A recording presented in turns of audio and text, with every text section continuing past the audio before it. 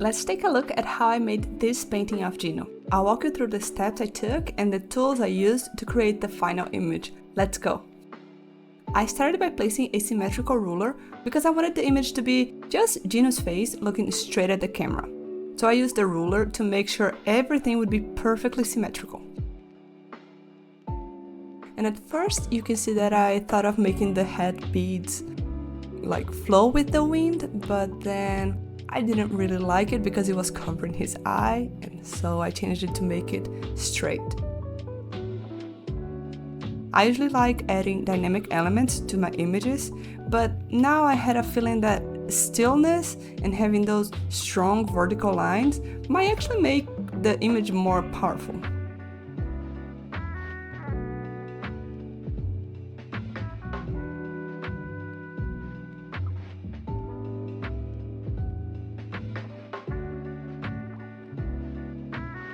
So you can see that during the sketch phase, I'm experimenting with his expression, the proportions of his face, and changing the smile. I want to make it kind of creepy but not ugly. So that's hard balance to find. And so I kept erasing and redrawing and liquefying a little bit.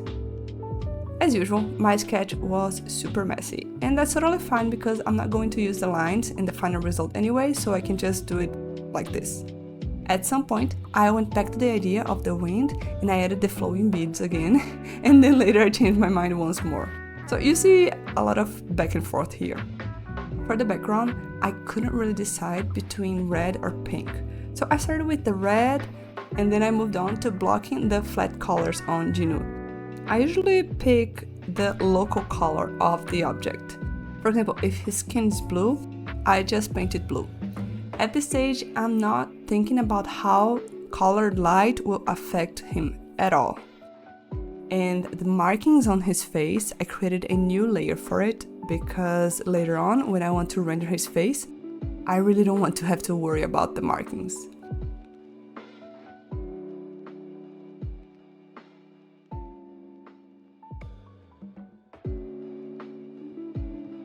And so at first, like I told you, I didn't really know if I wanted it to be red or pink. So I added a hard light layer with the red and painted it, and I was considering and thinking about how I wanted to make it, and then I decided to go with the pink. It's gonna be a pink background, a strong pink light, and a blue light.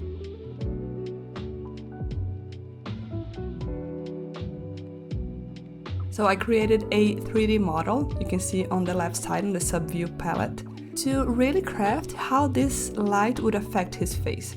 I highly suggest you use 3D models because they just make your art look much more believable. And so now I'm painting everything using a hard light layer to add this strong pink color. I used the lasso fill to craft the shapes. It's 100% hard edged, and I prefer working like this. I will render later. Now with a new overlay layer, actually you can look that I created two overlay layers. One is for the blue shadow, which is everything that is not affected by the pink light. I added a dark overlay, and then a light overlay for the secondary light source, which is the light blue. Then with another multiply layer, I created some occlusion shadows on his face and hair and on the painting in general. And with a glow layer, I added the glow to his eye. Now I merged all of these layers because the base was there, so all I needed to do now was render.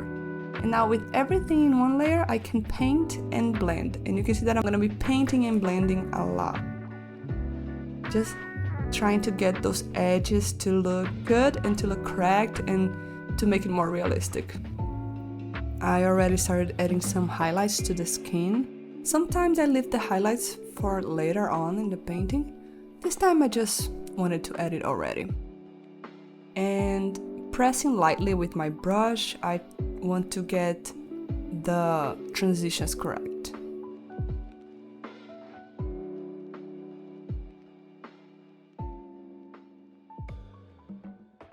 Now, as I was painting the beads, I still had everything in one layer. Later on, you're gonna see that I will make the beads in a different layer just because it's so much easier to paint his clothing and also the bead if I have it in another layer. Now, with a new multiply layer, I'm adding some blush to his skin. I love adding blush to a character's skin because it makes them look alive. And I think it's kind of cute, so I wanted to add it. And then I realized that the glow I had added to his eye was actually hindering. It would be hard to paint if I already had the glow on. So I went back to a previous version, copied the eye without the glow, and replaced what I had. So now I have the eye without glow because it's easier to paint and render. You can see that I zoomed in now and slowly but surely making it more polished.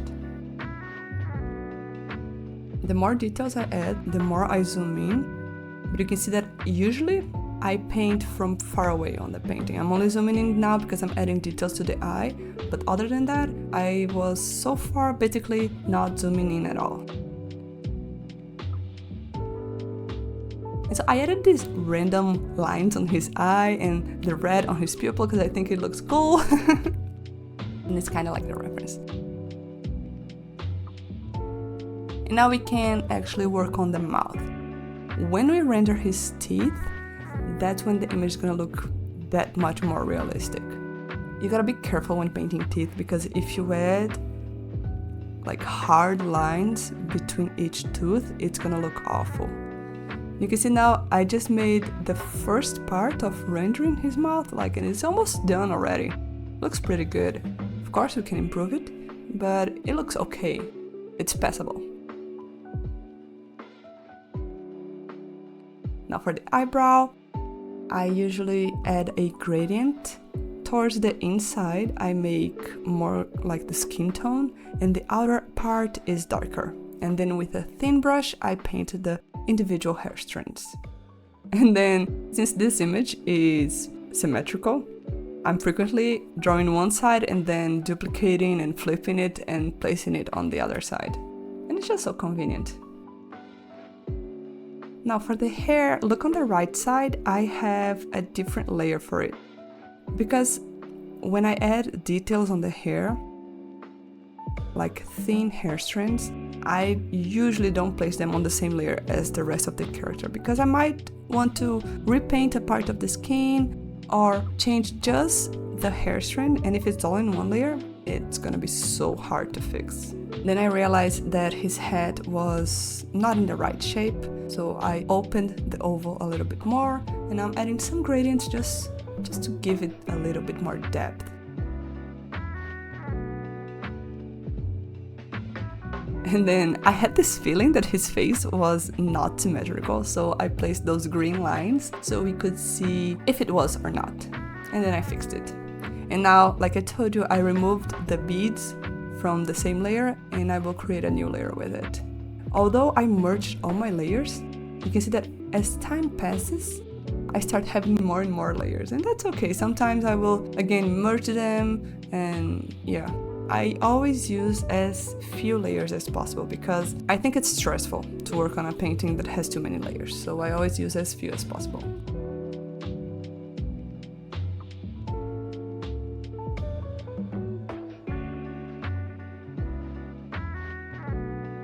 Now I'm adding some red on below his eyebrow, and that is like the reflected light from all of the pink on the image. We're adding some details as well, like you can see that tiny highlight on the corner of his mouth. And then on a new layer, I'm adding the lashes. Lately, I love adding a lot of details to the lashes. It's so much fun. And you can see I'm painting to show the eye. The fact that the lashes, they're not one big chunk. They have empty spaces, so on the empty space, I paint some of the eye color. And I also like adding red. I love adding red to everything in a character. So the inside corners of the eyes, the tear duct, the lashes, the corner of the mouth sometimes, or the nostrils, I just like adding red. Now for the face markings, I wanted to have some texture on it, so I tried a few different brushes, but nothing was really working. So I decided just to change the edge, because right now it had this super 100% hard edge from the lasso fill, and that feels super unnatural. So I repainted all of the edges just using a kind of textured brush. You can't even really see the texture, but it looks a little bit softer, and you just know that now it fits more with the face.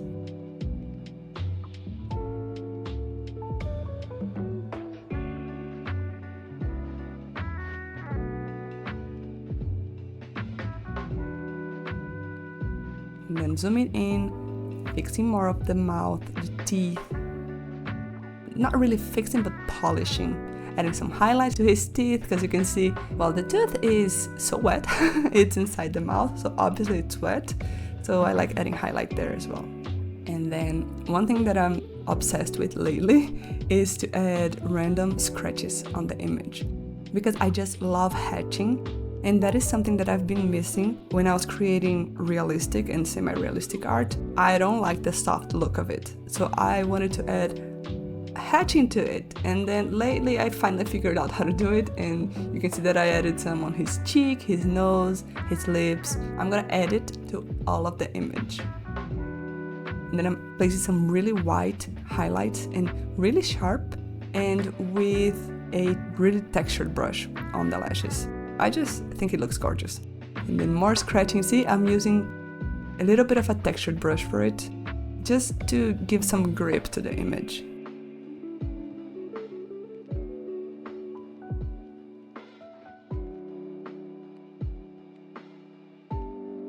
Now I can add some glow. Now, especially on the head, you can see how the texture makes a lot of difference, because before I had used just an airbrush to place the colors. It was alright, but not really that good. And when I add the hatching, it looks yummy. It's so good. The image is really close to being done now. You can see that as I'm finishing it, I really zoom in and add more colors, add more hatching, and just give this texture that I like.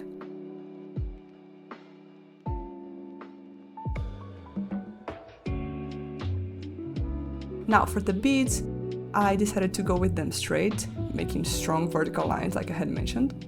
And then I'm using a bead brush that I created and just some straight line to make the shape.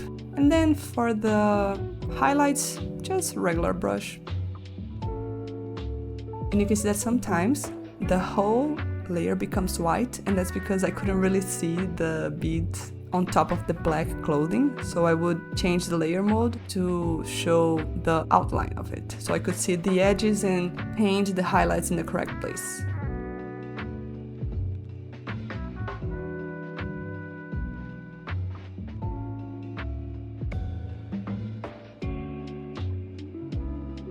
Again, I couldn't decide if I wanted it to move or not, so I liquefied it a little bit, see how it looks, and in the end, I'm just gonna go back to making it straight. But it was a good experiment. It's always good to experiment with stuff. Now, for the background, I tried some bokeh lights. See, but then it looked too romantic, and that's not what I wanted at all. So I tried placing some background. I didn't like it. It was kind of distracting. And I'm like, okay, I'm gonna take care of this later and go back to adding the texture that I love. So I really doubled down on the hatching on the character. Basically, every transition I added some sort of hatching. It's interesting because this suddenly came to me recently as I was looking at other artists' art that I like. I found someone who did something like this. I'm like, wait, maybe this is what I've been looking for. And then when I experimented, yes, it felt so true to me. And that's basically how you evolve and find your own art style. You need to experiment.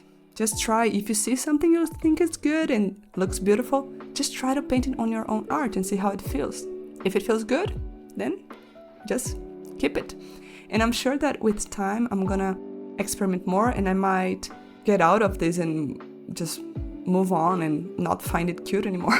But right now, this really feels like me and I love it. Now for the background, I thought of placing some like cobwebs, maybe. yeah, it looked alright. I left it, and then I'm adding an overlay, soft light, just making, I want him to be more connected to the background. But I don't want it to be too strong, so it's just a small thing, but I worked a lot on it.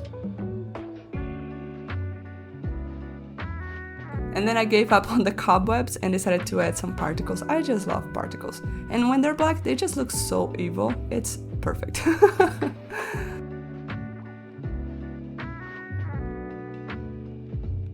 And then it's just finishing touches now.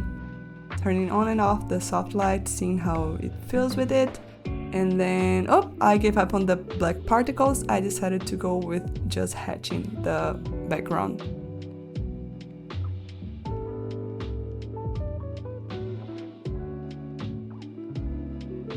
And hatching the head some more. And that's it. That's how I made this painting. If you want to learn more about how to paint, then subscribe to the channel and see the next video. Bye bye!